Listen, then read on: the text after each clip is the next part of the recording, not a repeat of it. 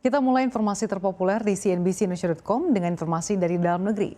PT Pertamina Persero memutuskan tidak menaikkan harga jual BBM non-subsidi atau jenis bahan bakar umum pada April 2024.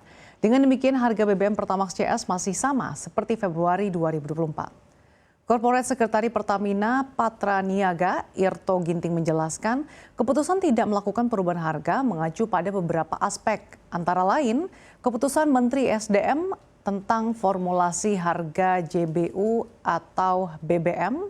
Irto menyebut penetapan harga BBM non-subsidi merupakan hasil evaluasi harga oleh seluruh badan usaha sesuai regulasi formula harga yang berlaku. Irto menambahkan penetapan harga ini juga mempertimbangkan kebutuhan masyarakat pada Ramadan dan Idul Fitri tahun ini.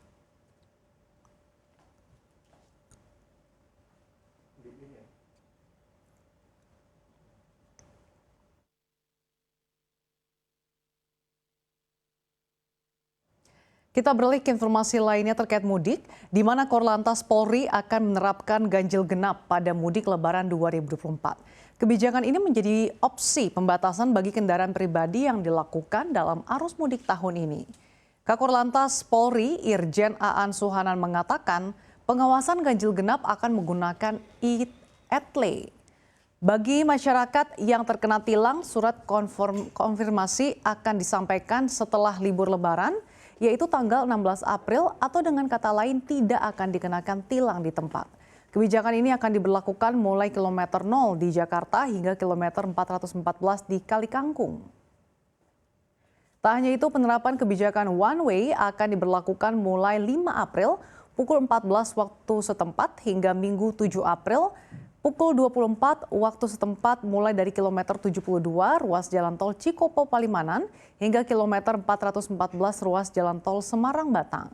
Selanjutnya di Senin dan Selasa 8 dan 9 April masing-masing pukul 8 pagi waktu setempat hingga 24 dini hari waktu setempat dengan ruas tol yang sama. Dan untuk arus balik mulai 12 April pukul 2 siang hingga pukul 24 dini hari dari kilometer 414 ruas tol Semarang Batang hingga kilometer 72 ruas tol Cikopo Palimanan diberlakukan one way, serta di hari Sabtu 13 April mulai dari jam 8 hingga 24 dini hari dan di hari Minggu 14 April mulai pukul 2 siang hingga 16 April pukul 8 pagi. Dan untuk penerapan sistem kontraflow di arus mudik diberlakukan mulai 5 April pukul 2 siang hingga 11 April pukul 24 waktu setempat, mulai dari kilometer 36 ruas jalan tol Jakarta Cikampek hingga kilometer 72 ruas tol jalan tol Cikopo Palimanan, serta untuk arus balik mulai 12 April pukul 2 siang hingga 16 April pukul 8 pagi dari arus sebaliknya.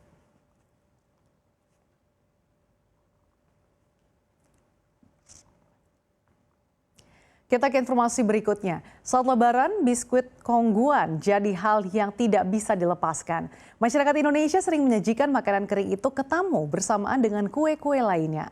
Lalu ketika musim Lebaran usai, biasanya masyarakat menjadikan kaleng Kongguan untuk menyimpan berbagai makanan. Meski viral dan berjaya di Indonesia, belum banyak orang yang tahu kalau Kongguan bukan berasal dari Indonesia. Faktanya Kongguan berasal dari Singapura. Keberadaan Kongguan tidak terlepas dari tangan dingin imigran Fujian, China, yaitu Chu Cho-keng dan Chu Cho-han. Setibanya di Singapura pada 1937, keduanya bekerja di pabrik biskuit. Selama bekerja, mereka banyak menyerap ilmu dan keterampilan hingga akhirnya mereka berani mendirikan pabrik biskuit sendiri bernama Kongguan Biscuit Factory pada 1947.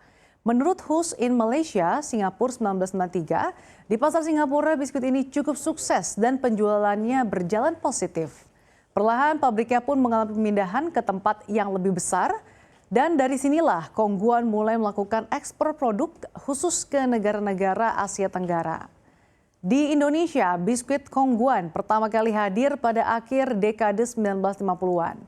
Distributornya adalah NV Giok San Kongsi yang berdiri pada 6 September 1956. NV Gyeoksan Kongsi merupakan perusahaan yang dikelola oleh Ong Kong Lee, Hidayat Darmono, dan Gong Swee Ki atau Dasuki Angko Subroto.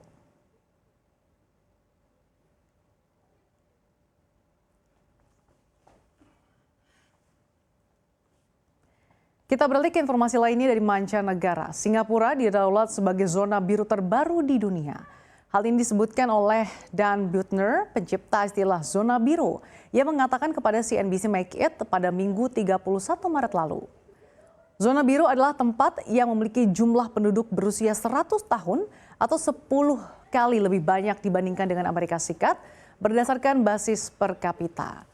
5 zona biru asli sebelum Singapura adalah Ikaria atau Yunani, Okinawa Jepang, Nicoya atau Costa Rica, Sardinia Italia, dan Loma Linda Amerika Serikat. Menurutnya Singapura saat ini menjadi zona biru 2.0. Meskipun zona biru asli muncul karena keadaan alami, zona biru 2.0 adalah buatan manusia. Dan inilah yang terjadi dengan Singapura. Dalam penelitiannya, Buettner dan timnya mengidentifikasi faktor inti yang mewakili kebiasaan orang-orang yang paling sehat dan berumur panjang di dunia. Ia menyebutnya Power 9.